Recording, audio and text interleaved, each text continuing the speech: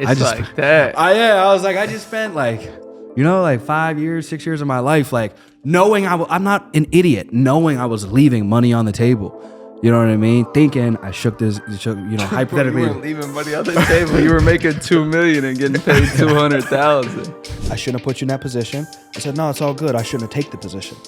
Like, you offered the position. I had to take the position because some of these pussies will hit me up in the industry be like, why are you talking shit on the dude that built you up? I'm not talking shit on the dude that built me up. I'm providing you education, facts, data, and I'm taking responsibility for where I went wrong. You're not listening to the whole message. You're getting sad and mad because I did more than you in that spot that you're in. And I don't know if you're upset about the titles, trophies, accolades, or whatever that you're getting. And you're mad because I'm more than likely right. The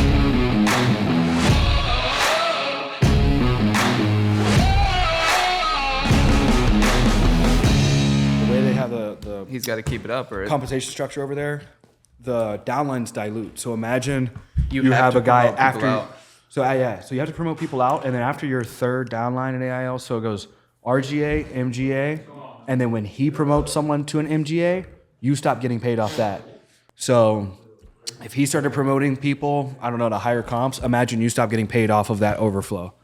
Yeah. That's how AIL is structured. So the only guy that really wins, like I was winning as the SGA, because the SGA gets an override off of everything and doesn't get any fluctuation if there's no bonus. So like if quality goes down or you don't recruit X amount of people, no bonus. The way they structure their business over there is like you get like a 30 to 50% advance. So everything else the company is taking, you figure most insurance companies have up to like 200%. They're taking 170% override, and then they take that and distribute it however they want. They'll factor it into like bonus formats, but 80% of the sales force at any given time is off bonus. So people will really like AIL gets paid four times a year. He's coding 40 people a month. If he codes 35 the next month, his bonuses It starts to decline. Yeah. So like it's like a shit coin. Ride it. Where I messed up was I wrote it too long. I wrote that shit too long. So that's where I went and got cooked. But the worst part isn't even the cooked financially, it's the cooked emotionally and spiritually, like looking at people and realizing like your people aren't eating and you're like, I don't think he gives a shit. Oh no, you don't. I don't think I've never seen him post anybody making money. No, bro, when you're eating, I know that feeling. You're just like, I'm making money. It's like cooked. It's actually the cooked mindset. It is. What's up? Not that I've gotten there. doing? What up, big dog? How you doing, bro? Good yourself? Good, man. Good, bro. Hey, what's up? How you doing? Drew. Alex, nice to Stan meet and you. Alex. Hey, We've met, what's I up, believe. man? Yeah. Yeah. They're the biggest life insurance distributors in Illinois. Nice. Not one of the biggest, the biggest. Yeah, the biggest. The biggest. Yeah, the biggest. This guy, come on. Yeah. Fucking. And one of the biggest gamblers that I know that wins. Yeah. You ever see someone play like 10,000 a hand? Yeah. It's a scary feeling. It is. It's wild. I remember when I was at the Red Rock, and Sarasani introduced me to Menery, and the Menery introduced us to Dana, and Dana was playing blackjack with this kid like Roz Q or something like that. He was playing 100,000 a hand. Lost a hand and went out and pulled another 100. And I was like, what the fuck am I doing?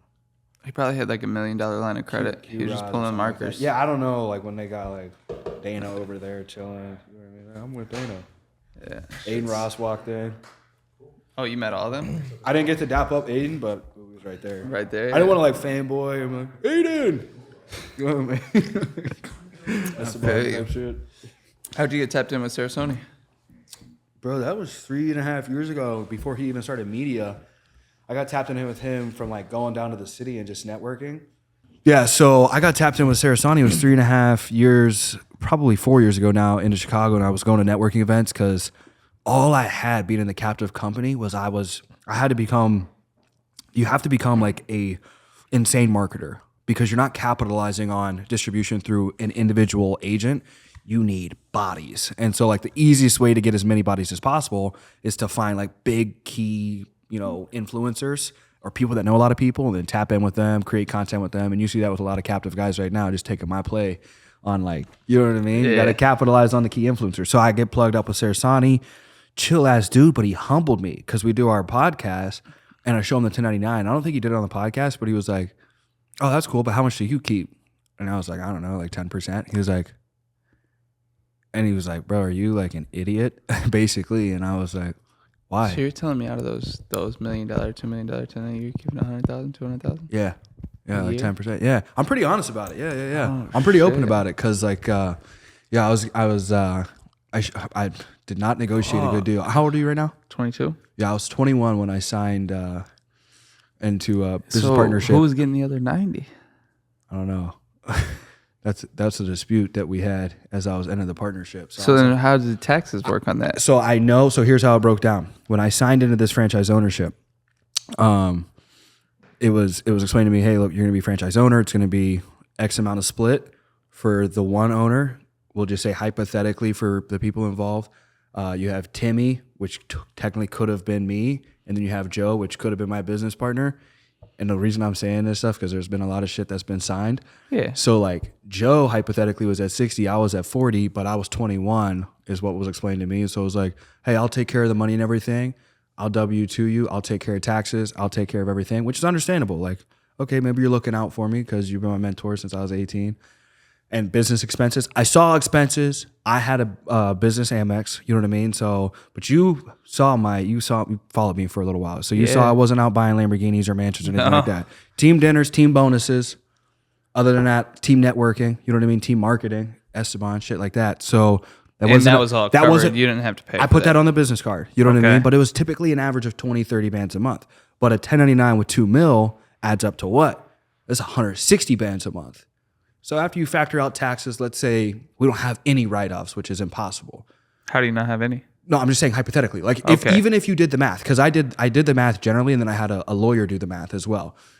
I just didn't go deeper than that because it was already in the hole of like, all right, I just need to get out of this. And so from the general math, I was like, no, there was a couple million that's just completely undisclosed. Oh, it's not undisclosed. It's just disclosed into somebody else's pocket. exactly. So, but like it got deposited somewhere. Literally, bro. So, like a lot of cats, though, like the only reason people be like, bro, you kind of talking shit. It's So like, did the money like hit your bank account? No, I was W-2'd, so my name was on the bank. I didn't have access to the bank, but it was because this is what was told me. Well, you didn't ask for access. But let's say you know. This is the craziest tell-all. Dylan, let's say this guy, business partner, Diamond or something. Let's say that was his name. Let's say just 1 year he didn't pay taxes. You get fucked? Yeah, I could, but everything, like tax-wise, everything's straight. Okay. Yeah, at least I know that part straight. But like everything else. That's the scariest part. Everything else, and what sucks, bro, is like I take responsibility as a man. Once you're 18 years or older, you can go to war and die. So you're telling me you were generating $2 million and weren't smart enough to get more than 200,000? It was a handshake. So I'm from the South. It was a handshake deal of eventually. So imagine this: you got an old mentor in your life. You know what I mean? Joe, your mentor, 40 years old, taking care of you since 18 years old. Your parents are in prison. You come out from food stamps and nothing. You know what I mean? Like you come from nothing. How'd the parents end up in prison? All right. So you actually want to know how my parents went to jail? Both of them? Both went to jail. Oh shit, okay. I thought I told you this whole shit. Okay, so this is supposed to be a podcast about y'all. We'll get there. We'll get there. All right, so my pops got caught up in some white collar crime, tax evasion, and different business plans that just not proper communication, not proper documentation. Handshake agreements type shit. Yeah. And that cost him 6 years, and it cost my mom like a year and a half of affiliation. You know what I mean? So she Guilty just by got association. Yeah, correct. Oh shit. Yeah, so she did a year fed, and then it was like another year of her like getting custody back, and so it was like 2 years away from her, and then 6 from my pops. But you talk to him now? Or? Yeah, I'm cool with everybody now. My mom and I have always been like this, and my pops and I just, we've recently just kind of. Patrick David puts it this way: you start out as a kid, you idolize your parents. Then you demonize them, which I was there in my like early teens and things like that. Like hate that we're poor, hate that you went to jail, just hating life. And then you humanize. Now I'm older and I'm like, yeah, I can see. I understand. Yeah, I understand a little bit. Both. So, but I'm getting at, because I asked myself the same stuff. It's like, bro, were you, the R word, in regard to like this business decision. But I look at how I came up of. We were in the trenches of America of food stamps, food bank lines. You know what a food bank line is? Bro, I do. And the reality of it is, I know where you're going with this, is like when you had nothing, 200K is a fucking lot. Yeah, yeah. So it's like I'm still in that kid mindset. And it was the deal of, hey, Tristan, build this business up. I've always taken care of you, and eventually it's going to be yours. When I asked for the keys of the business, because I wasn't going to leave my old company, I asked for the keys because I wanted to be good on our deal. I felt that, and it didn't feel, I built that whole deal up. Every recruit was mine. All the training and everything like that was mine. And so I was like, I want to give my guys more money. And I remember bringing that up once, and you know, hypothetically, this Joe said hypothetically to this Tim, they don't need more money. They're cool. And I was like, no, well, what if I want to bring in like business partners? So some of your people were making more money than you then. Yes. Yeah. And listen, and Sarasani even asked that on the podcast. He was like, are some people making more money than you or close to? And I was like, yes. He was like, well, that's a good sign. But what isn't a good sign is how much you're keeping. You should be keeping way more. And you don't have any ownership. And that was like the thing that really planted in my mind that I need to figure out an exit plan. So my first exit plan got executed at 22. I started building up the podcast and media. I was like, I'm going to own this because this insurance shit seems kind of cooked. You know what I mean? I felt so deep into what I already committed my life to of like, all right, I'm a big finisher type of guy of like, if I start something, I got to finish. Is that like a hold up? Bro, no, I swear. Listen, What you mean by that? I had to finish. I was like, listen, I'm already in this shit. I got to finish. Okay, I get what you're saying. So I was like, you you know just what, hadn't quite. I didn't want to, you know, as men, I feel like you don't want to be known as a quitter. So like, I think some people get blinded in the captive space or where they're like, I don't want to be a quitter. Or any sales company, because some people will be like, what's captive mean? Like, you're working in a place where you're limited and you're not maximizing your potential. So I don't want to be a quitter either. But when I started to break down and realize like I need to get out and this isn't going to work, start to negotiate, hey, I want to take over this business, not going to happen. Then I tried to renegotiate 2 or 3 times. I was like, okay, that's fine. Then I knew it was a done deal when I was like, all right, well then let me start my own business. What would that look like within this model?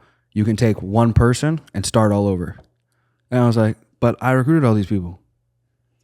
I thought we were family. And this is where like I get a little simpy on you for a second. Imagine you got a mentor like this, and you know, hypothetically, Joe looks at Tim, who he's mentored, and dad went to jail and all this shit, and he's like, we were never family. This has always been business. And I was like, damn, dog.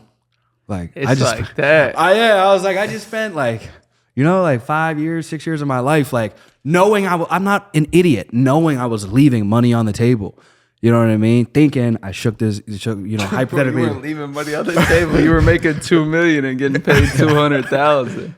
It's the story of the year right there. That's fucked. Yeah, so I was like 10%. I was like, how do you even? bro, Tristan, because listen, Tristan. you're looking at it this way. It's like there's no way to look at it. Have you heard of the parable of the carpenter? Of the dude. Listen, bro. Listen.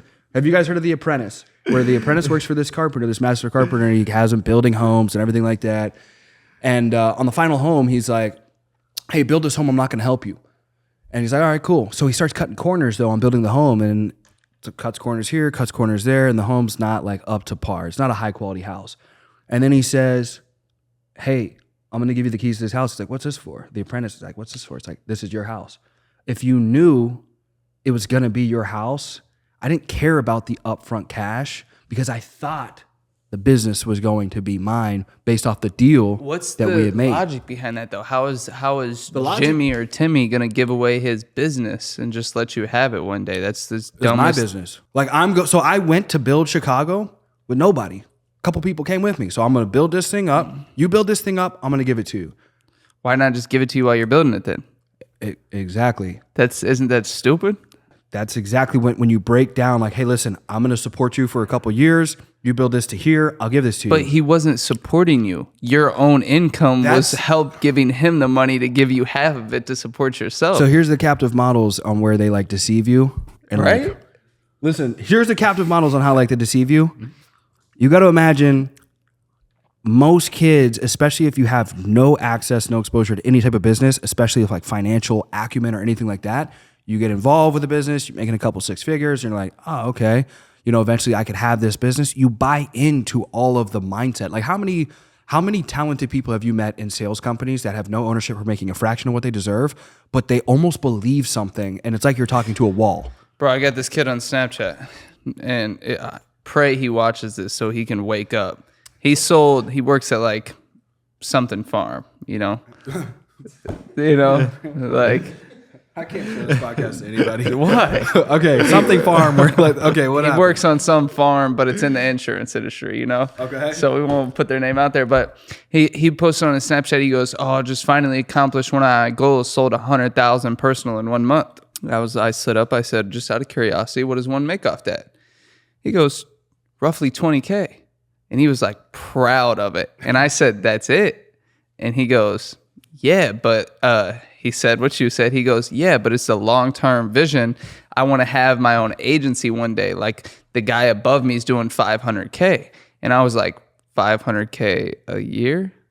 And he said, yeah. And I said, bro, you can't be serious right now. The thing is you got started in one of the best models with one of the richest dudes in the industry that I know of. You know what I mean? So like nobody spits more game and has more access to and more transparent. Like you got started in the best school type of deal. You know what I mean? Where it's like a lot of these cats, I don't feel bad for them. We could say that, but what's the reality of it is you look at how many people have come through this school that's the best. It's over 50,000 or something total. 1% wins no matter where you go. And then I did it. So I think it's the 1% in the right opportunity that determines that final outcome. Because you could put a 1%er like myself in the prior company that I was affiliated with, and then what's that translate to? You know what I mean? What, you net 200,000 off of some cool 1099? It's funny that I don't tell this story a lot, and I'll be obviously as nice about it as I can on camera. But I was the same way, so I was getting screwed on like my actual commission. Obviously, I was getting paid my full percent. I wasn't in no shit like you were in, but my percent was a lot lower than what it was supposed to be. At all times, it was like 15 to 20% lower than what it was supposed to be. But I was making $5,000 a month, and then I started making 30, 40. What's an extra 10, 20%? I don't give a shit about that. Yeah. I'm making $50,000 a month, whatever. Yeah. And I was like, whatever. I'm looking out for my guy above me. It's family. And then eventually down the road, 6-7 months in, he finds another young cat that comes in from this whole industry, and he's booming. He's doing almost the same amount of production I am. And then all of a sudden I was a nobody.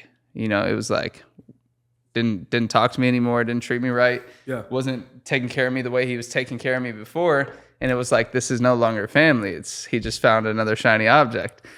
And then that's when I kind of like put my foot down and was like, all right, well, if you don't fuck with me no more, start paying me what I need.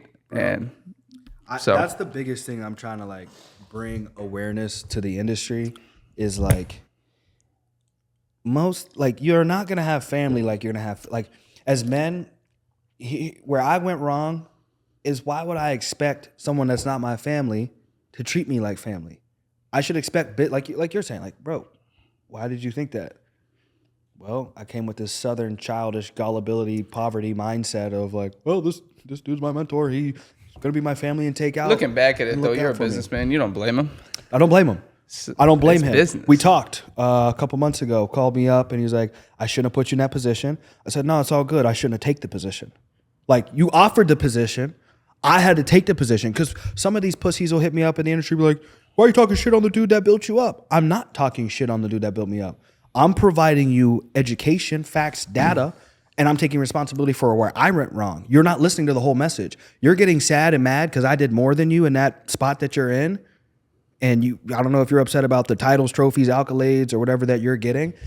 And you're mad because I'm more than likely right because I'm not talking emotional. I'm not saying, well, he made me feel this way and he made me feel that way. Here's the money. Here's what's lost. Here's what I should have did differently.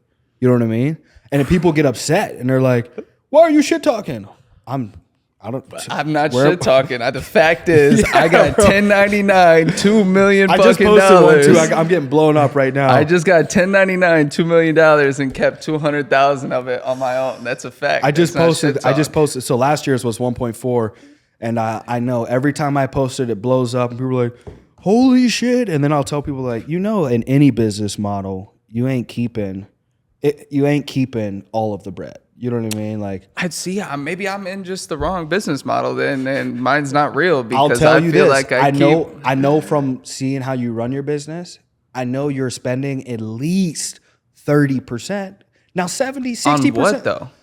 Taxes, life, whatever. You know what I mean? Like Well, if you bring in a taxes is mill, like, bro, that's a whole different ball game. yeah, you know what I mean? Like It's a whole different ball game. But that's what I'm saying though, in general. Like some cats that aren't making money will see bigger money and think like, oh, I need to get there and then I'll be happy. You don't realize how much you really need to be getting before you're at a cool position. You know what I mean? Like I know you feel cool, but I bet deep down you're thinking about a jet and it's going to take 10 times more than what you're doing right now. Trying to get a jet. You know what I'm talking about? Yeah. I know. Cause like maintaining a jet is $1 million a year. So you got to have just 80,000 a month liquid just to maintain to maintain it, pilot it. I don't even know if that factors in fuel. Did you see how much I made last month?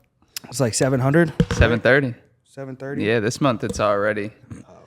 We're at, that'd be 70 plus 200, 270 plus 4, 670 plus like 180. What is that? 670 plus 180? 850. You'd be better off asking Esteban to come over here and add that shit up. I think we're around like 850 this year. Yeah. Or this month. Yeah. This month? That's stupid. How much from steak? Are you putting him on the steak game? Man, we're down. Fuck right steak. If you deduct the steak losses, we're at like 750, 740. Yeah. How long have you been in the insurance game? A little over a year and a half now, like a year and 6 months. You look so familiar. Were you in the captive space? Nah. You weren't? You went FFL straight was in my the first, brokerage. Yeah. Okay. I was like, dog. but he's got that Chicago look. So like that's why you look so familiar. You did him a favor. You did him a favor. That was the best thing you ever did. I was gonna say. I don't think you knew that. I was like so close to going to. Here, I got a We question. talk about it every time me and Tristan We talk about it all the time. I got a question for both of you. Yeah. Question for you with more experience on it is: do you think guys that go into a shittier opportunity and then find a better opportunity, like working with yourself or getting into the brokerage space, working with a guy like us, do you think it makes them appreciate it more and work harder? Because you told me the other day you don't think just that. the laziest fucking people in the world. Yeah. Well, you got to think. You work so hard to be burn yourself decent. out? You work so hard to be decent in a shitty situation. Well, then you get a great opportunity, and it's like, bro, take example A, right? You know who I'm talking about? 5 years in the business, shitty situation, grinding to make money. And I'm cool with saying it because I've talked to him about it. But grinding to make money, and then he gets this opportunity, and it's like he knows the money can just come, so he just fuck off with it. It burns like there's an entrepreneurial soul or a sales soul to everybody, and the 1% of the 1%. A guy like, I look you in the eye, I'm looking you in the eye, I feel like I see it in you, but you're what, a year and a half in? Yeah. So I feel like you don't really get to really know if you're that dog until you hit year 3, year 6, year 10. Like a motherfucker that don't stop no matter what. Like I'm that motherfucker. Like people look at me like, oh, you one of those OGs. Motherfucker, I'm starting again, dog. You know what I mean? Like you will have to kill me. You know what I mean? For me to stop type of shit. I think when but that ain't get everybody. Stuck in a shitty situation and then get into a good situation, it's like they don't ever capitalize on the good situation. They don't ever take it to its full potential. I haven't seen it. I agree. I think it's a weakness that just exists in most human beings. I'll put it to you like this. I think the best situation is always going to be the situation you're in. Yeah. No matter what. And because I think look a lot at how of much people, money I made in the spot that I was in, and most people don't make it. I'm like, I could look back and cry and pout, you know, or shit talk like these people think I'm doing. It's like, I did more than you. I've just never cared about that. It's not about what's a good situation, what's a better situation, what's the best situation. It's always going to be how can I perform the best in my situation. Right. You know, if I'm on a shitty basketball team and I know they're shitty, it's not about like, you know, moving teams. It's okay, how can I make this team the best or whatever it is. Like, so, and there's like two different types of people. There's people that don't think that way and there's people that do. And I think the people that do, no matter what situation they end up in, they're going to make money. The grass is going to be green where I go. You know what I mean? That's got to be the mindset. You know what I mean? Like the grass is going to be on steroids if I'm there. You know what I mean? We're going to shoot the grass with testosterone. We're going to get the test out, dog. We're going to put the test in this grass type shit. So Alex, what was your first month like in insurance? Dude. You're in Texas? Texas, yeah. Why do I feel like it was bad? Oh my God. Worst month ever. I think Stanley till this day tells me I was the worst agent he's ever had when I first started. Wait a second. Those of you watching this, you should be so encouraged. How many people do you think have fallen off that could have been a killer, but they had a bad first month, or they even worse, they had a good first month, a bad second month, and then they quit? How many people do you think potential killers? They could be living the life that you're living. Everybody could be a killer. Yeah, so that's I'd true. say everybody Yeah. that's not. Yeah. Which is a large majority. A large. 90% of people, bro. It's like, or we'll start with this. 90% of the people I meet in life, their potential is always going to be locked by somebody else's results. Yeah. And what I mean by that is if I'm, let's say I'm doing $30,000 a month personal production, this guy's capable of doing 100, bro. He's way better than I am. Yeah, Most yeah. he's ever going to do is 25, though, because I'm doing 30, and he looks at me as better than him. Yeah. So I just say, comparison, it could be the thief of joy, but you could also, again, the top 1%, they could use it to be like, if he's doing that, why can't I do 10 times more? But again, that's a small fraction of people. Fraction. and everybody thinks it, but few believe it. Yeah, and if you were willing to pay that price for long enough to do it. So first month, why is it so bad? What'd you do? I was just terrible. I mean, it took me, to be exact, 36 days till I finally closed my first deal. There's no way. Yeah, and I I mean, could tell by the way he said that too. Like, Yeah. you probably have it counted down to the hour. It was 36 days, 17 hours. Like, said It Oh, was he was bad, there. bro. what was It the deal? bad. I was just, I don't know. I A was just referral? Do you know the lead type? I was just so like shy, so nervous. I just could not talk to these people on the phone. Like Yeah? I'm talking, I would, I remember I'd come into the Dallas office, I would dial the phone number and then I would just stare at it. I was like so nervous to just hit that green button, to finally make the dial. How do you get to Texas? Because you're from Illinois, right? Yeah, How did you get to Texas? I was in because Dallas. he lived in Texas at the So time. he flew you down, or did you get the money to fly down? He No, drove. I drove down there. You drove down? Yeah. Did you have money before? Like people, I want to paint a picture for someone out there, because you guys have this unique culture of getting someone without a license, and this is what we did at the captive company. No license, no experience, and convince you to save up a couple $100, go get a like. So what does that look like? What'd you do before? Yeah. So me and actually one of my boys, Rafael, he works with Stanley as well. Before insurance, we were trying to wholesale real estate. Wow. Yeah, and that put us in a really bad position. I mean, we were doing that for like almost a full year. We opened up a bunch of credit cards. We were like trying to do this big thing, like start our own big company, some crazy shit. Why is he laughing? I can't even. Bro, they came to me $60,000 in credit card debt and loans and shit. Just It was whacked. bad. Had to come to the sugar daddy. I'm talking was about waxed. Bro, they wouldn't say nothing either. They wouldn't tell me, but they would not eat if I didn't get them food. But I wouldn't know. Like God. they wouldn't tell me it was that bad, Yeah. right? So it's like if one day I'm just moving in transit and I just grab myself food on the move, I'd come back, they just stare at me while I ate. I'd be like, Like, what's going on here? Dude, it was bad. Esteban used to do that in the office, just stare at me. Okay, so 36. So you round up. How did you get money if you're 60,000 in debt to get to Texas? We didn't have money. I think by the end we had like maybe Rafael had like $300 left on one of his credit cards. So you guys spent $300 in gas money, Just your last gas, $300 whatever. to get there. whatever to make it there. Yeah. What car did you guys drive there? He had a Mazda, and I actually during that time I had an Infiniti Q50 and it got stolen. out of his Do you still have that driveway. Infinity? He had some. I told him before he bought it too. I was like, please don't buy that. Go get something newer. Yeah. The second day, he's like, my car blew up. Can't come. I'm like, I fucking told you, dude. It was bad. No, they came to me. It was real bad. Real bad. Okay, so 36. And did Raphael make a sale before you did? He did. Yeah, that probably had you sick. That obviously that pissed me off. Yeah. Okay, so you make your first sale, and then give us the snowball effect. What happens next? I don't know. I just feel like after that sale, like that first sale, that was like everything to me, Yeah. To me, that was like worth $1 million. Like my belief, was just at an all-time high at that point. Because Yeah. I'm like, I proved to myself that I was able to do it once. Now I can just do it, keep on doing it multiple times. What'd you grow up like in Chicago? Rich, poor, middle class? Middle class. Middle class? I didn't have a horrible. Okay, what was the horrible life. support like then from the family? Was it go to college, we don't care? College. Yeah? Definitely. They wanted me to go to college. They Were wanted you me to get my enrolled ever? bachelor's degree. Say that one time. Were you enrolled ever? I was at I went to Wabanzi Community College for one semester. What the hell is it called? Wabanzi? Never heard of Wabanzi? Wabanzi? No, bro. Have you Really? heard of Cowabunga? Wabanzi Community? Wabanese. Cowabunga University? All right, so You're enrolled for a semester at Calabunga, and then. Okay, so what were you going to school for? Yeah, business. Honestly, I can't stand that. You went to school for how long did you go to school for business? Just in college, just 1 semester. You ever meet a professor that made as much as Stan? Never. They ain't gonna make that in their life. They taught him how to go open his own wholesale.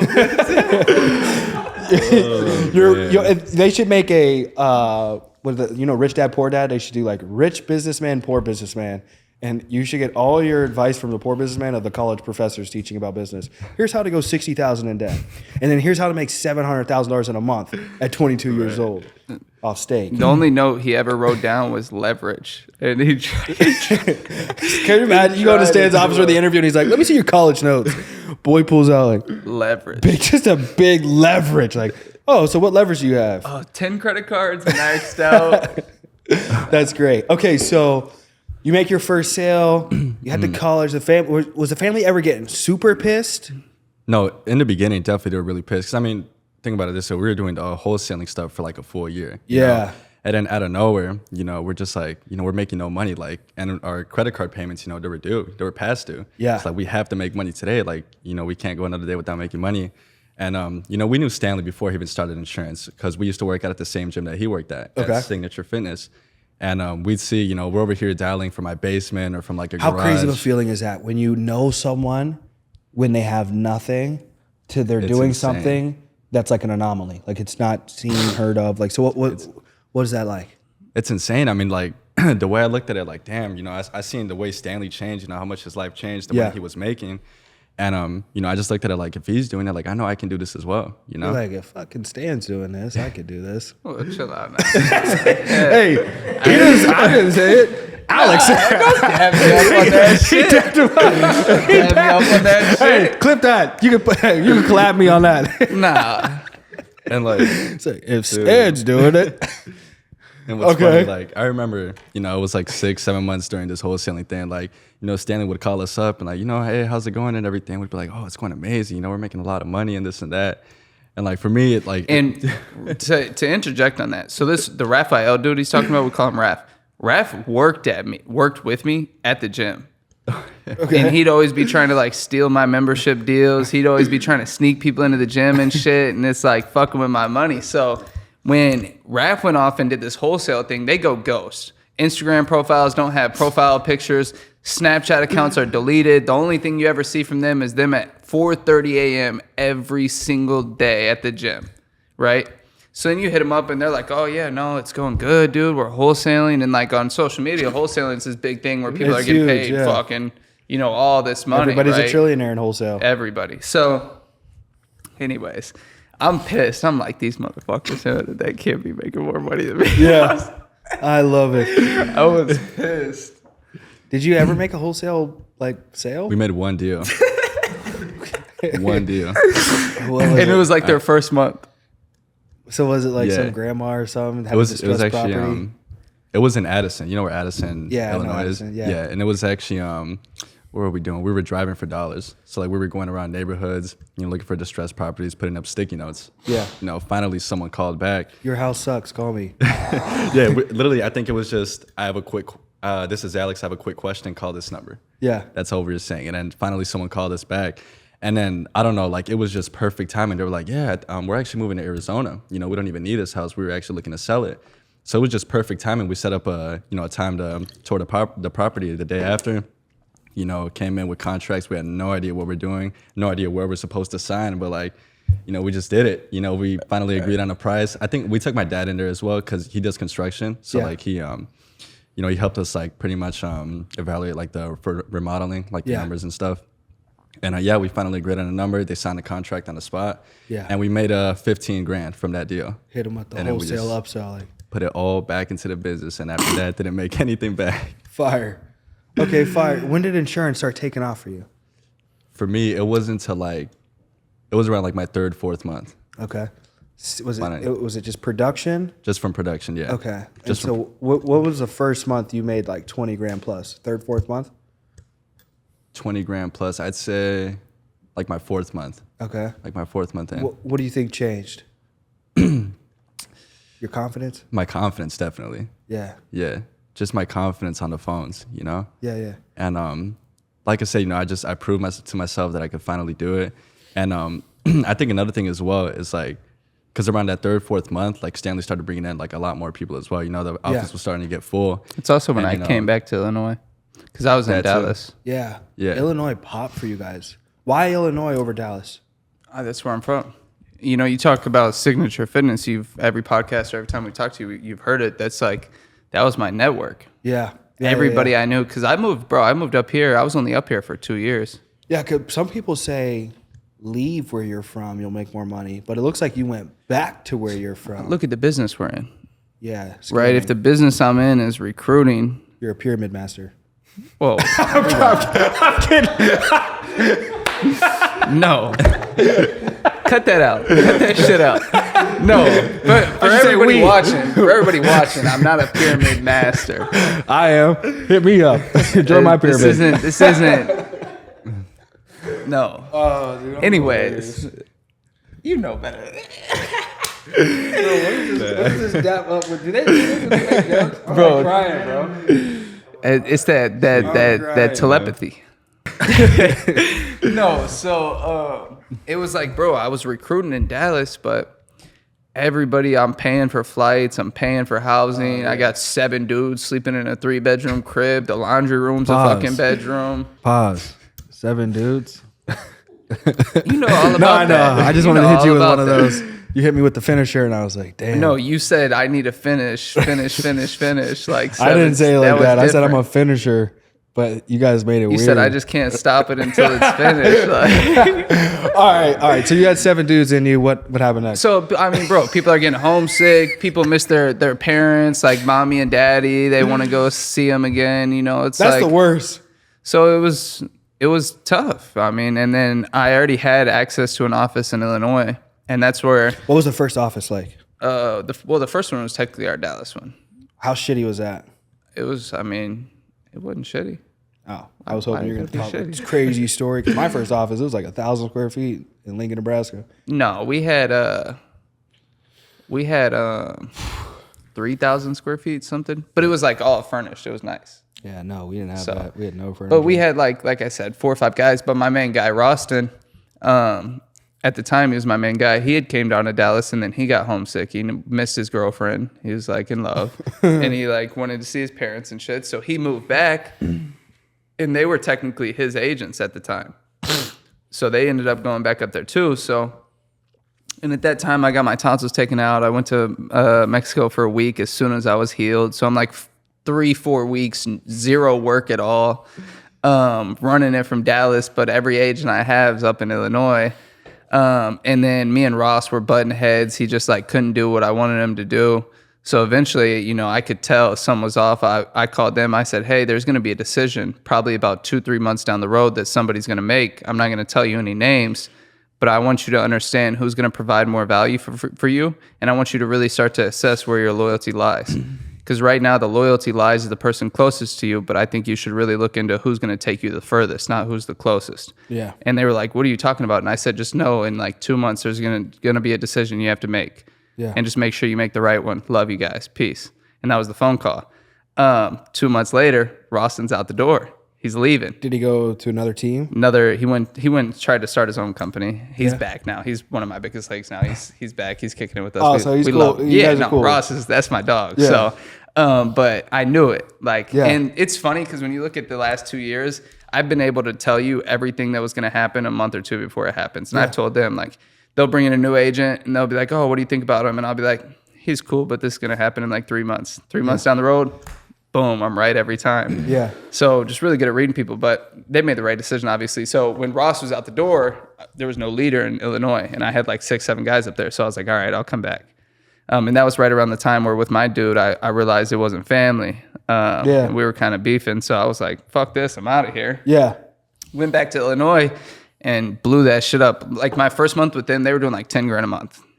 They were like not in income in sales. Yeah. First month back, that was his first 20K month. Wow. It was like I was just on him every day, all day. We were grinding like crazy. I was sleeping at his crib, which also helped with the parent situation as well, because the parents love me to death and I love them. They're like a second family. So it worked out. Gringo. Yeah. Come here, Gringo. No, it's lit. We went to Mexico with them. Yeah. Maybe teach me a little Spanish. They got this Is dog. your Spanish good? Huh? Your Spanish any good? No, hell no. You're in Illinois, bro. It's basically like Mexico. Yeah, but I live in like Darien, Oh, Illinois. yeah, you're down there in the south. That's not the... Isn't Derry like No, southern? I'm from Decatur. Yeah, that's southern Yeah. Illinois. That's cornfields. There's no Mexicans down there. It's just white people. Oh, Yeah. you guys gonna dap up right now, maybe? But we were, I think a week ago me and him were out shopping in clothes. And we're sitting in the Lambo. We're just looking at each other like, we really drive around in a Lambo every day. Like, That this is shit's crazy. And how old are you now, Alex? 20. You're 20, and you're already like, how real are we talking about with the Porsche GT3 RS? Because everybody talks about, hey, we're gonna get this, we're gonna get that. I mean, why don't you just tell them what you've deposited into your account this month? Yeah. This month, 130 so far. Here, So I'm far. gonna keep going. I want to talk more financial literacy and being wise with money too. Yeah. But I want to talk. What is that? Listen. Listen, we got to, Financial because there's a lot of literacy. cats out here that manipulate in the sales space and try to flex bread. Yeah. And there's nothing like flex your bread for sure. But like if you're not on a trajectory of increasing your cash flow, I came from a business model that would manipulate with cash flow when it would fluctuate. But the difference is you guys didn't have cash flow. Exactly.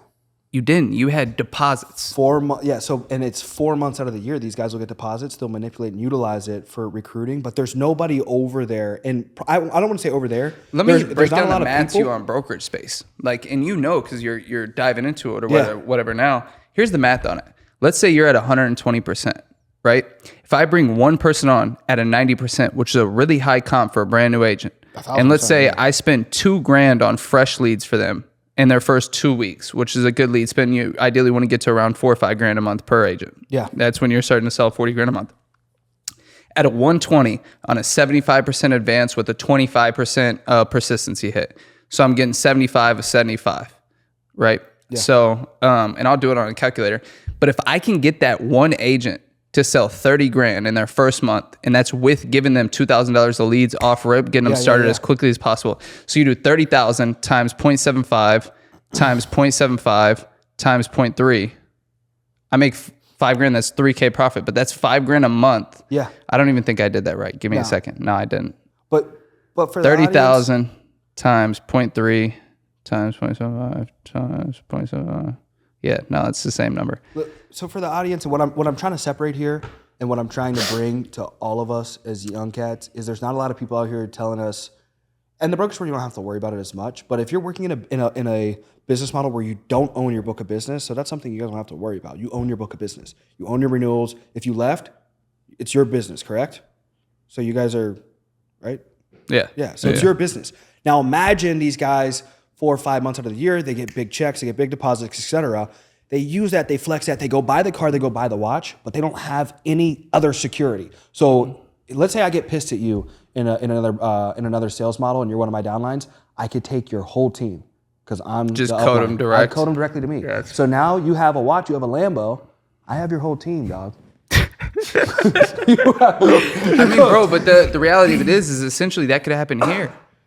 Yeah, but it comes down to having good people. Like, it comes down to having. I'd hope that Alex goes to sleep knowing I'd never do that to him. Yeah, so that, but I would imagine there's also some form of ownership over the business that's going through Alex's name. Like his renewals, you couldn't take the renewals and things he's accumulated through his name. I couldn't take the renewals, but let's say he's living off overrides. Yeah. What renewals is he getting? He's not selling anymore. Correct. But I think another big piece is there. Bro, I don't think people ever stop Who? Put a whale. What noise does the whale make?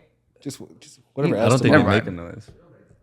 Bro, Yeah, they do. yes, they. Yes, they do. Bro. I'm done with this conversation. What's the Illinois education? At different companies, 99% of people never stop selling. Correct. Because that's their only form of monthly only income form, outside of bonuses. All I'm saying is there's got to be guys and girls that have the right individuals in their life. Like anybody I know that's worth 100 million plus, they've always told me it's like flex, enjoy, etc. But save, invest, and make sure there's ownership. I see more of that in the brokerage space than I see pretty much in any other sales industry. I don't see solar guys talking about it, pest control guys talking about it. And the reason they can't talk about it is there isn't even enough cash coming in, because some guys will be making 10, 20, 50 grand a month and thinking, I need to own, I need equity. Yeah.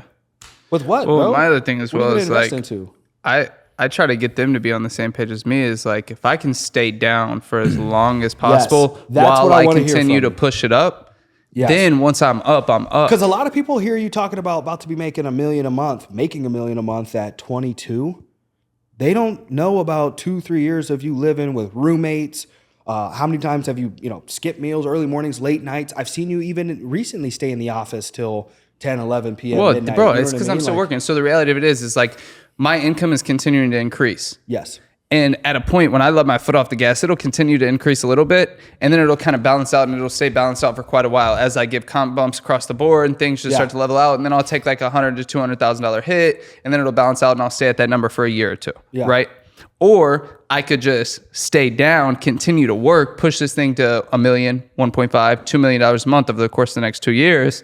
And then when I take my foot off the gas and I kick it, well, then I'm making $1.5 million for the next 4 or 5 years retired. Yeah. You get what I'm saying? Yeah, A month. People don't know that though. And I think it's not, maybe they know, but they don't realize the price. My first ever big purchase was the Lamborghini. Yeah. And even the watches I have now, like this is a $6,000 watch. Super clean, super nice. Yeah. Right? All my watches, I think my most expensive watch is $11,000. I have like 4 or 5 watches. I just can't fathom spending $50,000 to $100,000 on something to put on my wrist. But my first ever big purchase was the Urus. Bro, I was driving a rental, making $100,000 to $200,000 a month for 7 months. I was driving a $2,500 a month Ford Explorer ST that I was just renting, didn't have to do insurance, nothing like that. When I went and bought the Urus, I had $500,000 in my account. Smart. That's what I wanted to hear. So I know guys that'll get the deposit down for a Lambo, a base model, Urus, Huracan, and they'll get the $50,000, $100,000 in the account, put a deposit down, and now you back to nothing, dog. What are we talking about? If I can't buy it cash, I'm not buying it. Yeah. And even if I can buy it cash, I'm not stupid enough to always go and buy it cash. Correct. Yeah. Yeah, correct. Alex, $130,000, 20 years old, deposited. This dude's about to throw. It's like a velociraptor over here. I'm sure you got good editors, right? Not really. No, I'm just playing. Shout out to Ruben. You're the absolute greatest. He actually is out in Mexico. Like, lower the volume on my mic. That's Humberto. But Ruben's my editor. He's an absolute killer. So Alex, $130,000. You're what, a year and a half in now? Year and a half in, yeah. Damn, bro. Okay, so what's your family think now? I mean, they're proud. Yeah. Obviously they're proud. I have the opportunity. I send them money whenever they need it. Yeah. Things like that. Calling you like Papi Chulo or something? No. Oh, okay. I just thought of that. Pretty much. Are we filming a professional podcast right now? What's going on? Not at all, dog. As soon as we opened up with me having to give my life story, you were making $2 million a month. It could have been worse, bro. Look what happened to Tyson. He got Don King that lost all his bread. Tyson who? Mike Tyson, bro. Tyson. He blew all his money, didn't he? Yeah, but same deal. That's not me and Mike Tyson are the same. Dude, bro. the tiger was lit. No, you didn't. I had a turtle. Same shit. I had a tortoise this big that lived in the office with me. This big. Bro, that's the other thing. Yeah. You don't talk about that.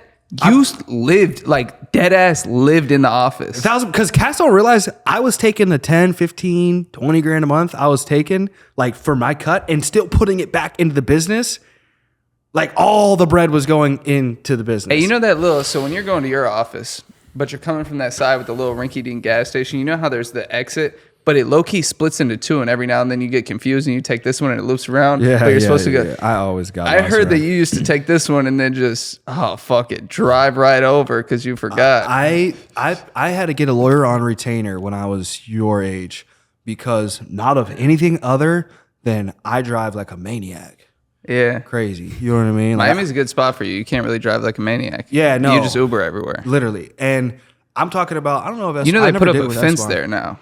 Because of you? They should have. Yeah, they should have. I've driven through so many different things. I used to get out of the car while driving the car. So you got in a bad accident? Is that what happened? I never got into an accident, but people started He to was reach out. close, People bro. started reaching out to me and telling me, this is when I stopped messing around too much with driving around, is someone reached out to me and said, hey man, I love your content. I love everything you stand for, but I lost my brother in a car accident from him playing around. And I was like, damn, even if I wanted to play around, I love adrenaline. I was like, I'm not going to document it anymore because like that just hit my soul. I was like, damn, bro, someone looks up to me and their brother passed away from that. So I don't play around with the reckless driving anymore, and I don't recommend it. So. Nah, you were an animal.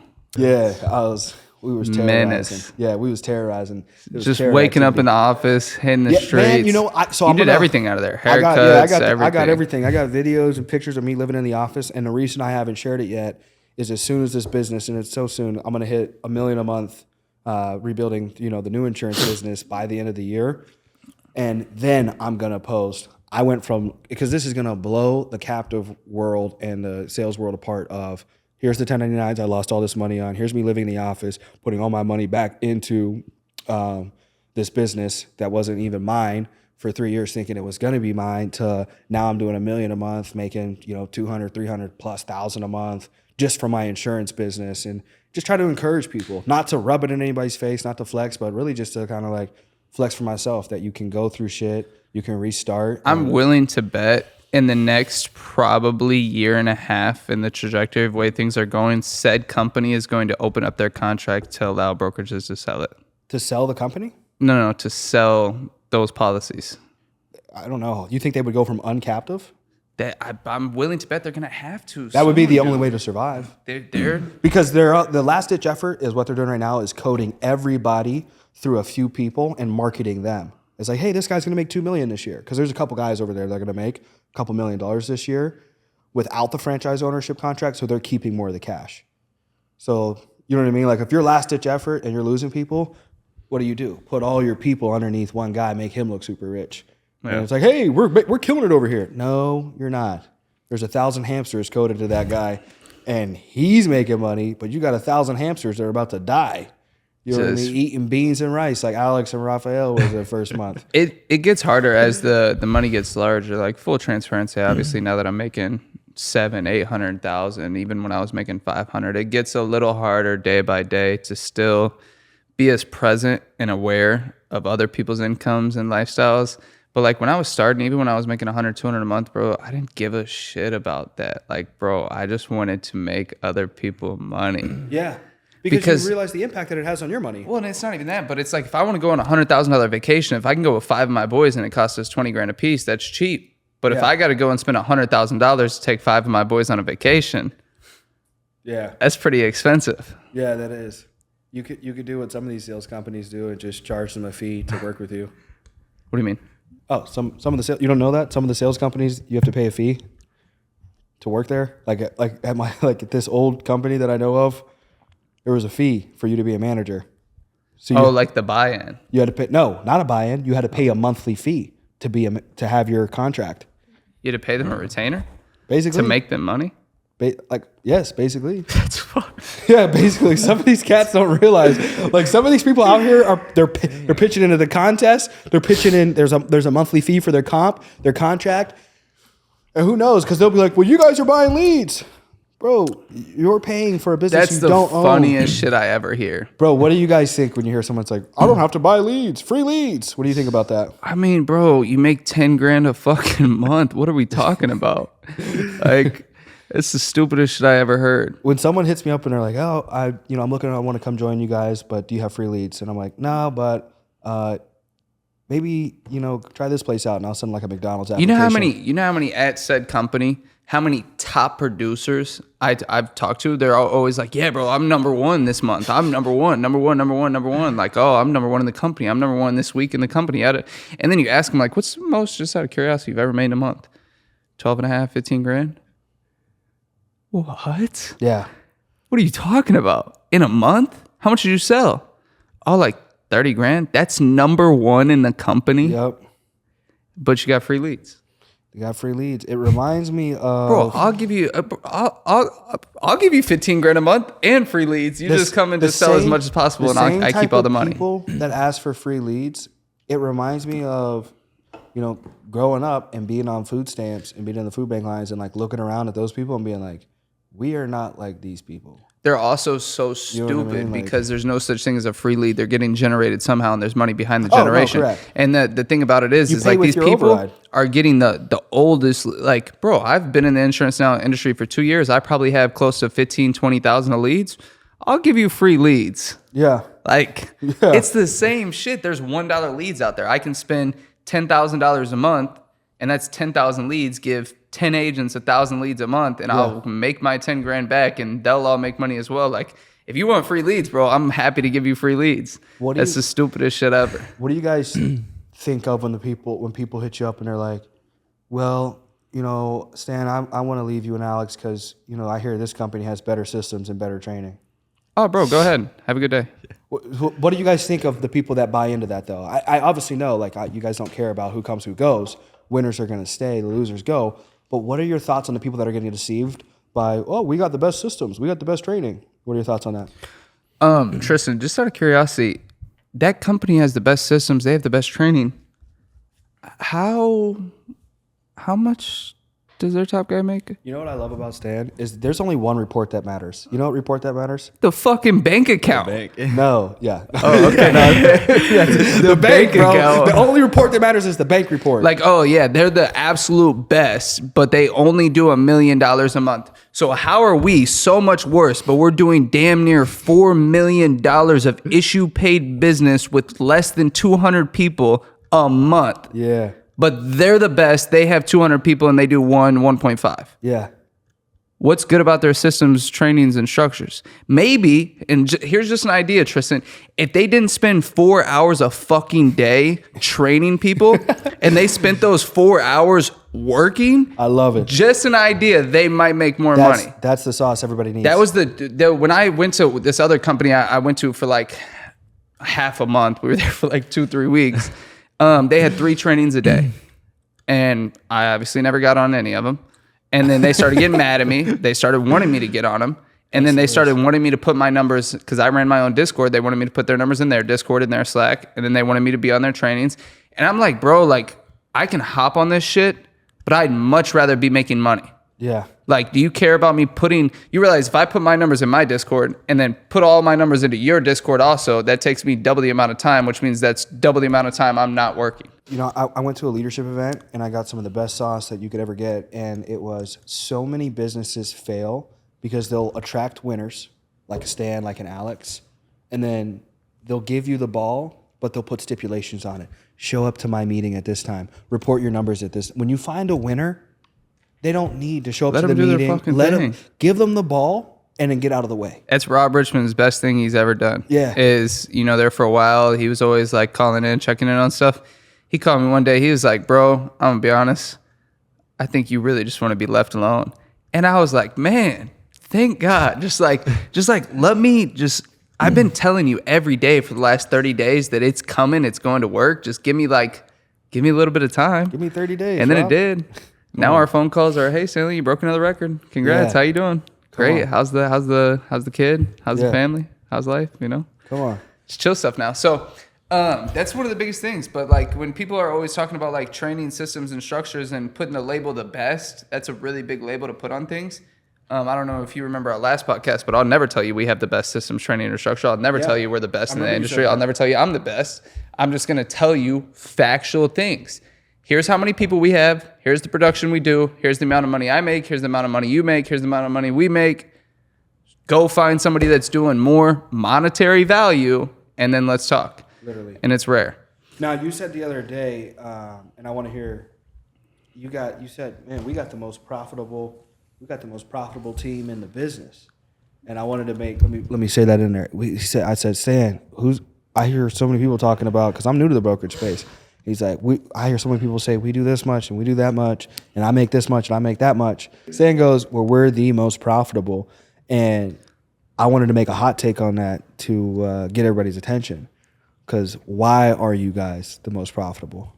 I don't know, maybe because we're not doing 4 hours of fucking training a day. I was gonna say, yeah, it pretty much answers it's just it. like, how can we generate? We have X amount of time today, yeah. Right? Tomorrow, just get as many presentations in as possible. I don't give a shit about tomorrow. We'll figure out tomorrow when we get tomorrow. How today can we generate the most amount of income as possible today? And then tomorrow, let's do that same thing. The next day, let's do that same thing. And I don't know the word profitable and all these KPIs. I don't use any of that fancy bullshit. Yeah. Because like, bro, I'm 22. The people we're recruiting, they're 18, they're 19, they're 20. We got like the same brain. Nobody gives a shit about any of that. What are your SOPs? When someone, bro, I just figured out this shit. I swear to God, we have the same brain. Because people, I'll get into these fancy business meetings and be like, what are your SOPs, your ABCs, your D? I'm like, bro, I just want like, what, like let's make money, bro. Like, what does it take to make money? Get your product in front of as many people as possible. And like when I feel bad because I'll text you and I'll be like, just to encourage my guys that cry and be like, oh, I'm working hard, but I'm not seeing it. It's like, you're not working hard. I'm gonna text a dude that's making way more money than all of us in the space right now. Just show you one, humility, and two, show you what it actually takes. I'm gonna ask him. I already told you what the schedule needs to be if you want to make 100,000 plus 200,000 plus quick. If someone came to you, Alex, and said, bro, I want to make $40,000 this month, and you needed to break that schedule down for a toddler to understand it, what does that look like? I'd say, just come in here and drop everything else you got going on. Yeah, don't do shit else. Just, what time should I be there, Alex? I need to make 40 grand this month or I'm gonna die. What time? 7:30 a.m. 7:30 a.m. And then do I get there and like play with my toes, or what do I do at 7:30 a.m.? Out of everything you could have chose, bro. Toes. Dap up now. No. Not on that one. Not on the toes. So hey, what do? I come up there and play on my phone, scroll. Gamble a little bit. Sit down and you do nothing else but dial, and you don't stand up until you close the deal. But my leads suck. You dial suck. more of them. Like again, here we go talking about situations because I did a training on this probably about a month ago with my guys. There's no such thing as a problem. There's only a situation. The problem isn't your leads suck. That's just the situation you're in. Is right now you have no money. You're piss poor broke, so you have shitty leads. So now it's how can we perform at the best? How can we convert these at the highest rate with the shitty leads? That's the question. Yeah. It's not how can I get better leads? How can I make these leads better? Yeah. How can I be better at running these leads? Like it's always going to be whatever situation I'm in, how can I be the best in that situation? I'm going to say that day in and day out. When you talk about like if they need to make 40 grand this month, how do I do it? You show up today like you need to make 40 grand today. And for the next 30 days, your goal every single day is to make $40,000 in one day. Because if your goal is 40 grand in 1 month, you're gonna well then break that down. That's $1,200 a day or whatever the fucking number is, right? 1.2K a day. So then when you sell 2,000, which makes you 1.2, you're like, I'm good for today. But that's not the reality of it because you're not gonna hit your goal every day. So like if I need to make, and I've been trying to I want to make $1 million this month. I'm trying to make $1 million today, right? And if I just do that 30 days straight, eventually I'm gonna get there. Yeah. But like you break down these goals and you make them so long, and it's like I hate it. I hate like you get in the business. And then, bro, people tell me it's like 6 o'clock. I'll walk in a room, and a motherfucker will be sitting there just screwing off, and I'm like, "What are you doing?" You know what their response is? I'm at 6K today.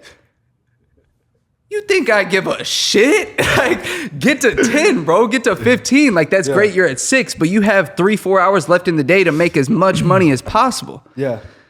Like, you drive a Toyota. Yeah. You drive a Honda Civic. Like, you think I give a shit that you're at $6,000 today? You want to be the best, or you want to be like the rest? Like, do you think you'll ever get a grill? A grill? Yeah. In my mouth? Yeah. No. I could see you having a grill. No. It just says like AP or something in there. Annual premium. AP grill. I do want I want a rapper chain so bad. I'm surprised you haven't got one. I don't even know where to get one. If you're watching this and you know how to sell me or give me a rapper chain, I just want a big ass rapper chain, big ass diamond Cuban with a big ass pennant. What do you want it to say? I can get you. I got Ace. connected with a dude named Mo Diamonds. He does like some of the Steelers chains and shit Ace. like that.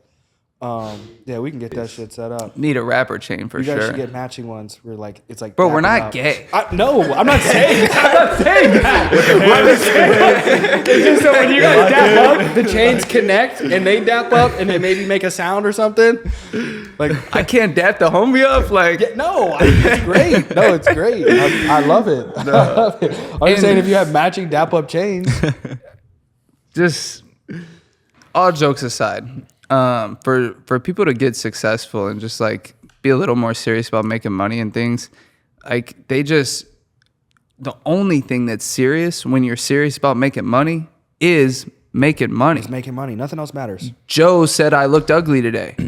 how does that affect me making money? It doesn't, because I'm on telesales. It doesn't matter how I look. Yeah. What matters is how many deals I can close today, right? My downline wants to switch agencies. Like, okay, that means let him leave. Now my goal is to replace him as quickly as possible. You know, any situation that arises, I'm never going to call it a problem. Any situation that arises, there's nothing serious about it. Yeah. The only thing serious is about when the situation arises, putting yourself in the situation and figuring out how to make the most amount of money in that situation. Yeah, it's so true. Like, and that's all I've ever cared about. If Alex, from your perspective on things that Stan has done well and helped you guys scale and helped you scale because you're one of his top guys, what would you say are 2 or 3 things Stan brings to the table for guys out there that are watching us and are like, man, I just haven't made it where I'm at. I'm not making it, or I want to get into this business. What does Stan bring value-wise? For me, definitely in the beginning, he definitely brought that belief. He instilled that belief in me. And like, he just showed that, every single day he showed that he cared. He was always just hard on us, every single day. Like, I mean, he was just straight up, just brutally honest, and like, I would just take it, I guess constructive criticism, some would say. And, like things like that would just piss me off, and it would drive me to do even better. I always wanted to make sure I was, I wanted to prove him wrong. Like, no, I can do this shit, Yeah. So that's definitely one thing for sure. He was always just aggressive on us, making sure we're on top of our things. And, as far as like, what was I going to say? Like a culture, the culture that he's built as well, I mean, he brought me and Rafael into his home, he let us live with him for damn near a whole month, he provided us with food, everything like that. I think that really helped us, he built a, pretty strong, close culture with everyone. I mean, we're just like a family at this point, like we see each other, same people every single day inside of the office. Anytime we hang out outside of the office. What are the odds if someone comes in and they have the work ethic, they're brand new to the space, they don't have any money, what are the odds in 30 to 90 days, Stan and the culture that you guys have created can get them making 10, 20 plus $1,000 a month? 100%. 100%. No 100%? odds. 100%. 100%? That's not like that's not a 100%. gamble. We're not talking about gambles. If they're We're the talking right, about undeniable facts. but the biggest thing though is they got to be the like. If an idiot, they came, don't even have to be the right person. I can make a walking. I'm gonna call no chromosome. I'm gonna call this one dude and see how. I can make somebody 10 grand. You know how easy that is? So he is. He's made. Ask him what he's made. For real? Yeah. He hasn't told me. Bro, it's like over 20 something. He should post it. Well, so his shit's clapped. Oh, his shit's clapped. well, Call his ass right now. That's 20 more than he's made in the last couple of years. Dude, he's already deposited. Yeah. Put him on speaker. Yeah, we'll put him on. What if he like just? Yeah, I'm gonna text him and be like, "Hey, lie and say you're negative 2,000." That's why I'm not calling him. I won't. Don't even tell him I'm here. Just No, genuinely ask he him. won't know. He probably won't answer. He's probably asleep. You better not be asleep. You better be dialed.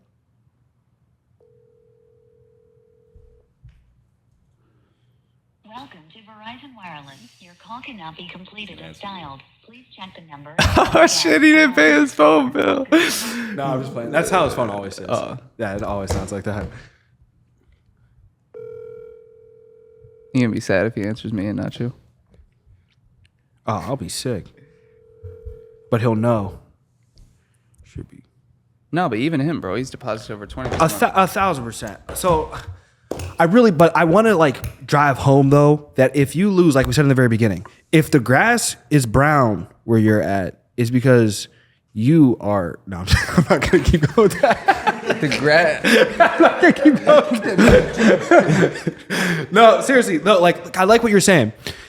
If your life sucks, you suck. You know what I mean? Like you get directly in this life what you put into it. And so I've always completely agreed with that. It's like, you don't have a problem. And even if you do perceive whatever it is that you have as a problem, it is maybe not your fault, but it is your responsibility. So you have to figure out what you're doing and try to treat it like a video game, or try to treat it like a game of like, how do I figure out right now, forget the 30-day vision board, where do I want to be in 5-10 years? We need to move and act and operate like we need to get this done today. Well, so here's why you can't say that we need to treat it like a video game. And, he should know the answer to this, but if I told you what my outlook on every day or outlook on life is, it's like not a video game. It's Real life. Oh, war. war. Yeah. War. And the reason it's like that is because in a video game, sometimes you can get on it and you can respond. But in war, when I attack these problems, if I don't win the battle, Yes. I die. I pussified it. I used to say the same shit all the time. It's war. AK, and everything like that. But, you know, the old company got sued for aggressive language, so I started talking nicer. But I don't think that can happen in the brokerage space. There doesn't seem to be as much liability. Can you get sued for saying, like, swear words and stuff? For cuss words? Yeah, it's so in some company settings, like if you're in a more corporate setting, the F word is So if I say it, sexual if I say harassment. it on like the corporate podcast, I have to. Yeah, corporate podcast, or you're in like a corporate meeting and you said like, fuck this. Someone technically could be like, you sexually harassed me. I got no clue. We don't got an HR. I'm your HR now. Yeah, that's a good question. Yeah, no, I mean, Quite frankly, though, I don't give a fuck. Sue Yeah. me. Bro, I'm gonna say if here's the deal, bro. I'm gonna say whatever I want, whenever I want, however I want, and if a situation occurs where I gotta handle it, then I deal with it. Cause and that's when you say if somebody has a shitty life. Well, what's a shitty life?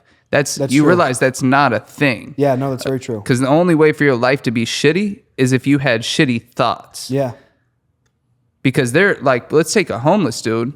Like, I'm in a shitty situation, but I mean, my life's fine, bro. I'm alive. I'm breathing. I'm healthy. I'm well. Yeah, it's I all a still matter of iterate. perspective. I still smile. I still engage with people. I'm still happy. I'm not strung out on drugs. Like, being strung out on drugs is a choice.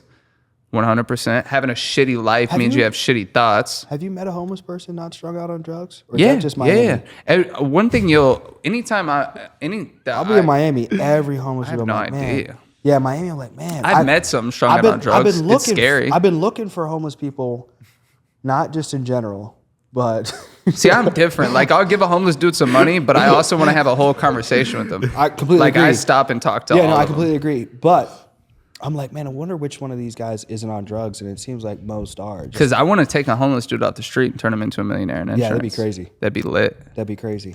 And it's so easy. No, listen, I completely agree with what you're saying. Yeah, I completely. I'm getting agree my with what dad license right now. He's about to start ripping. you're saying. Dude, are we attaching this to the homeless conversation, or is it? Oh, separate? yeah, that was fucked up. Huh? no, Is your it's dad just gonna like, watch this? my bad. I didn't mean it like that. Dap up.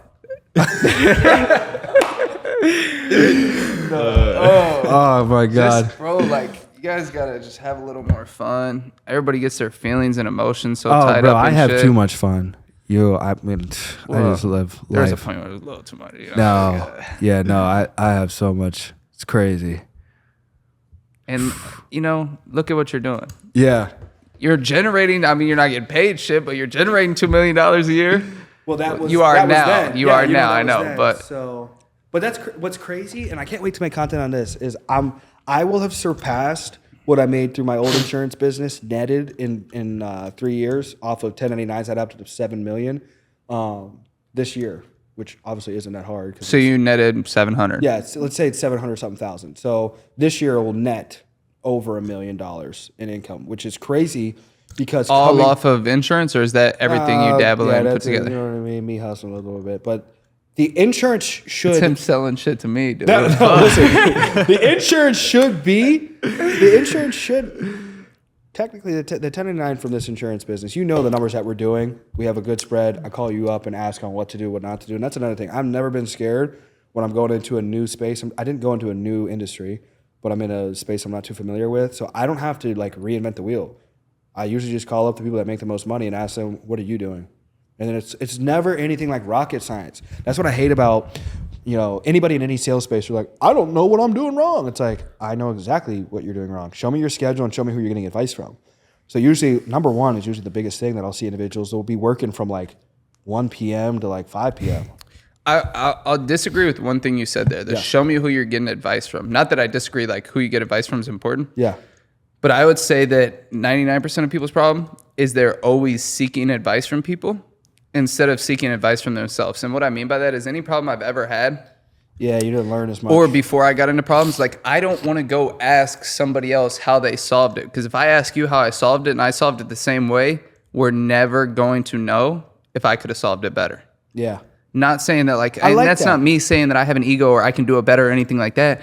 But like, bro, I was blessed with my own brain and my own thoughts for a reason. I'm supposed to bring something to the table. No, I like that. Like, Because let me figure out what I can do. you bring an energy of breaking out of kind of the paradox of the sales world of everybody needs to be a minion of somebody else. Like, be extremely coachable, be extremely loyal, do exactly as I say.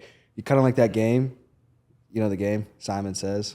Oh, okay. Yeah, it's crazy that that's the name of the game. But like, I put it together now. Yeah, Yeah, okay. But like, what I like though, like, and in all seriousness, is like, I think that's actually super. And I've read this in different books, and it's crazy. Is like super wealthy like entrepreneurs and people will pause and be creative first. I read a lot on Jeff Bezos and how he like breaks down meetings and shit like that. Is like he just questions everything and tries to solve it with his mind first, opposed to going. And then, in bro, other half the places. time you're going to step back and be like, honestly, you're right. Let's do it your way. Yeah. And then every now and then you'll be like, honestly, you're somewhat right. Let's add this in. And then sometimes you're like, I see where you came from. It makes a lot of sense. But I think if we do it this way, it's going to make even more sense. Yeah. I'm the same way. Question everything. Question everything. Like everything that happens, it's like, why? Me Why? not questioning everything is what cost me millions of dollars. And like, let's also argue a little bit about it. Let's Yeah. go back and forth. I'm man enough at the end of the argument to tell you, bro, you were right. Yeah. It's cool. But so, a lot of times throughout the argument, what you're going to find is that he might have been more right. I might have been a little more wrong, but both of us brought something to the table. And now we have a product or a service or a system that's better all around. Facts. So just like diving into shit and just being, like I said, like seek advice from yourself. And it comes through honesty and transparency. When, you know, I'm fucking up, I'll be the first person to tell myself I'm fucking up. I don't need to reach out to somebody and ask somebody, why am I fucking up? I'm fucking up. I'm aware of that. Yeah. And I'll solve it. I'll fix it. Or and if I don't, then I'll seek advice or whatever. Or if I try to solve it and fix it first, which is always step one, try it on your own, and I can't, then I'll seek advice. Facts. Super facts. You guys have anything else? GT3 RS? You got to tell the world when you're going to buy one so that we like got to hold you accountable and Next shit. month. It's coming next Next month. month? For sure. We have Oh, to. shit. Next month. Get it from Miami. Because I turned 21 in August. So, you know, I want to. Shout out. No, You we want to can get shout it out. before you turn 21? Yeah. GT3 RS at 20? Who's Sounds gonna? so much who better are we gonna than get at it from? 21. Let's shout them out. I know who it is. Motor Cars of Chicago. Shout out our Chicago. What year? What year? Yeah, Probably I'm looking for probably like a 2017, 2018. that's still solid. Yeah. Yeah. How much do those run? Like 200. That ain't bad. 170. Like a Hellcat version. What? What you mean by that, bro? Yeah. What's he mean? What? It's, Okay, bro. Whoa. What are some of the details of it? It's got like a super quad exhaust or something. Oh, like I'm just. we don't know shit about cars. We just buy them. I'm literally like just trying to rage bait people. Just Like, there's no such thing as a super quad. I just want someone to clip that and just get pissed. Bro, we don't know shit. I had no idea. I didn't know shit about cars. When I went and bought the Urus, I wasn't in the market to buy a car. I'm whipping my rental having the time of my life. Does it have nitrous? No, what? Dude. Does he know how we ended up buying the car? The Urus? Like, it was just out of nowhere. I think I told you, no? No. Which No? one?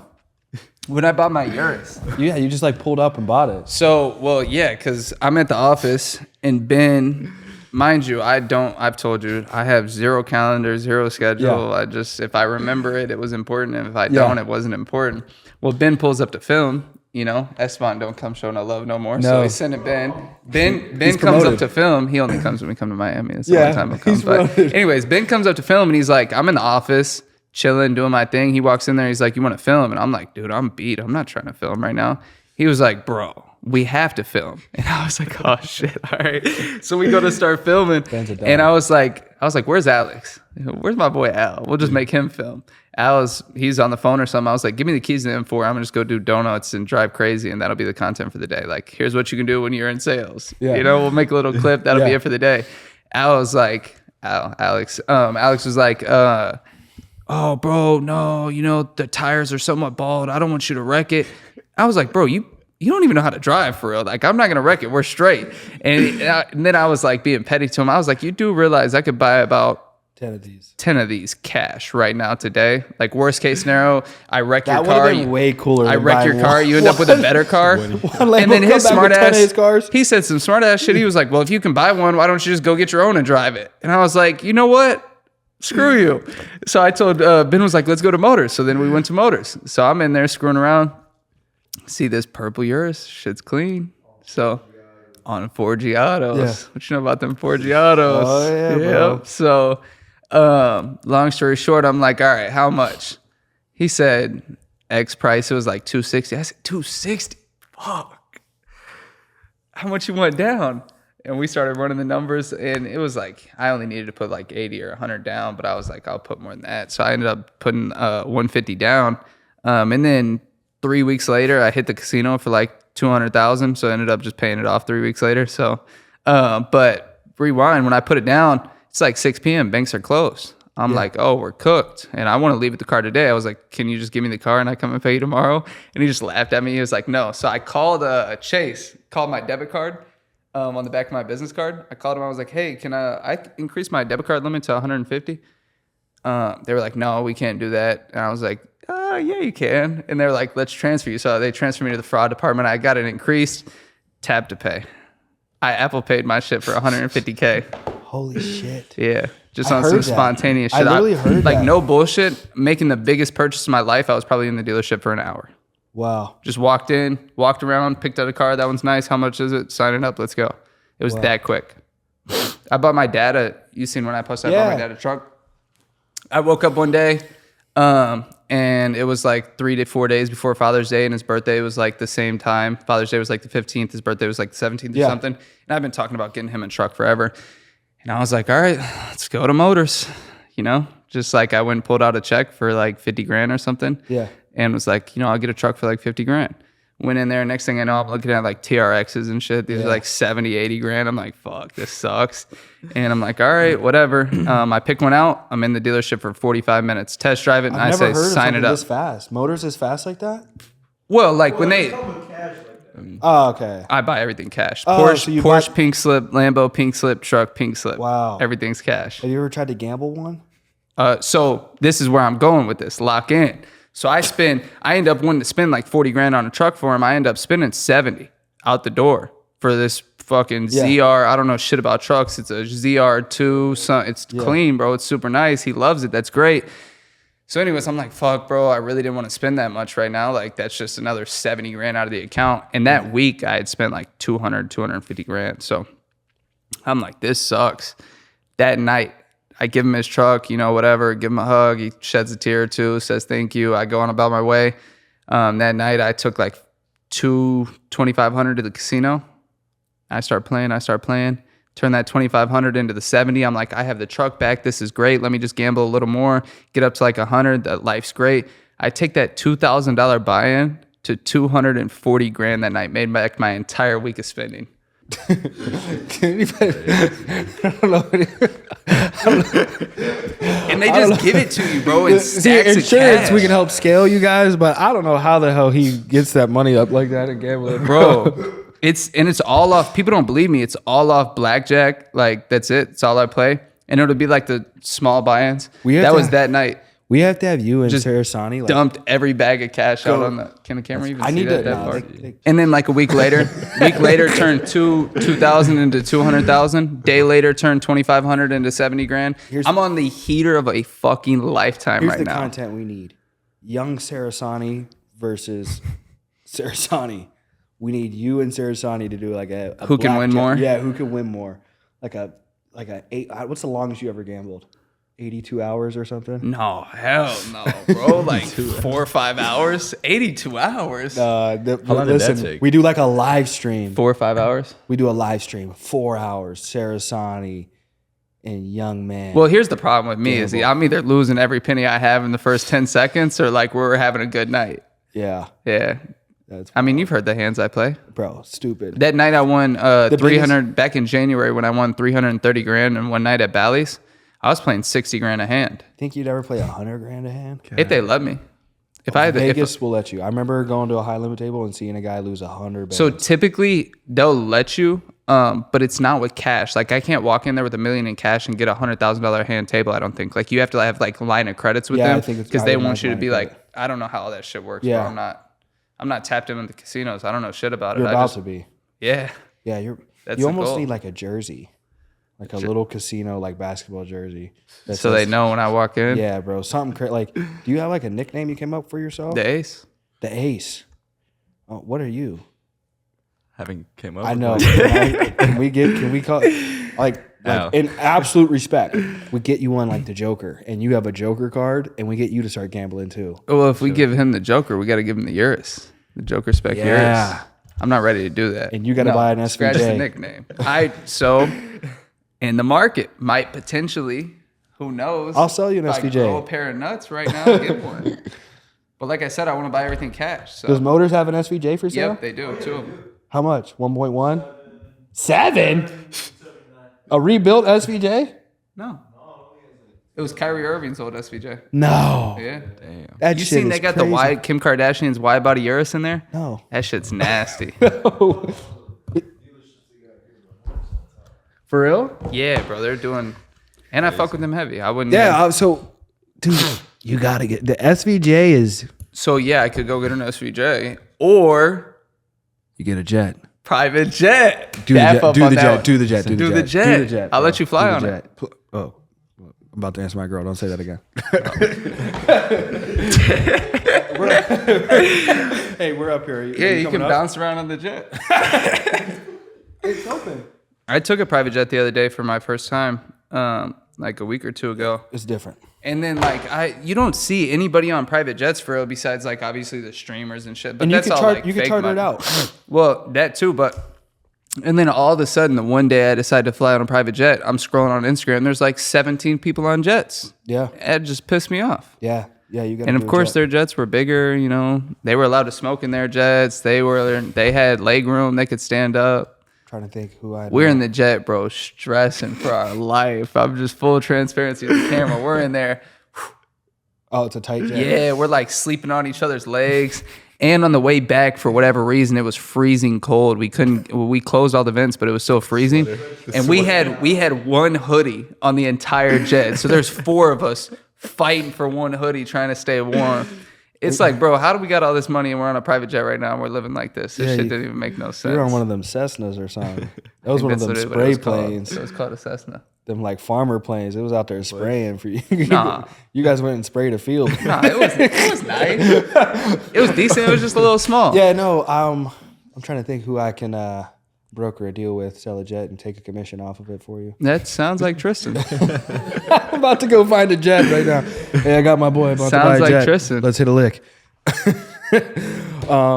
Damn, bro. This is probably one of the best podcasts I've done this year. Just These most are fun. fun. Yeah, these are fun. Yeah, Just we chill didn't and have talk. any systems or structures lined out to make this podcast super professional, but we did. damn sure had fun. Yeah, this one is gonna be a heat, especially the first 5 minutes.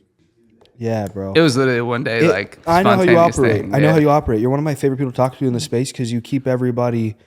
You're keeping everybody in the insurance space. That's like there's like 3 levels. There's the guys making 0 to 100, maybe 0 to 200 a month. But then you got your guys that are like 200 to $1 million a month, and then you got the like few OGs that are making a couple million a month, 10 million plus a month, if there's even anybody out there like that right now, or had a big liquid event. So it's like, but like everything underneath, in my mind, 100, 200,000 a month in income is just practice. You know what I mean? Like you're just practicing.